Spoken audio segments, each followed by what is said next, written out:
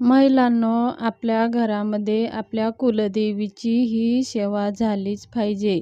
आपल्या घरामधल्या जे मेन महिला असतात, ज्या करता-धरता महिला असतात, तेच आपल्या कुलदेवीची सेवा करायची असते किंवा आपल्या घरच्या मुख्य पुरुषाने कुलदेवीची सेवा करायची असते. प्रत्येक घरामध्ये कुलदेवी आणि कुलदेव असतोच. ह्यांची सेवा झाली नसेल तर आपल्या घरामध्ये सगळे कार्य पूर्ण होत नाही. कुलदेवीची सेवा झाल्यावर आपले सगळे कार्य पूर्ण होतात. आपल्या घरामध्ये सुख समाधानाचं वातावरण राहतो. म्हणून कुलदेवीची सेवा करण्यासाठी दुर्गा सप्तशतीमधला एक अध्याय दररोज वाचावा आणि श्री कुलदेवी स्वामिने नमः ह्या मंत्राचं एक माळ रोज जप करावा. असे केल्याने कुलदेवीचा आशीर्वाद आपल्या परिवारावरती राहतो.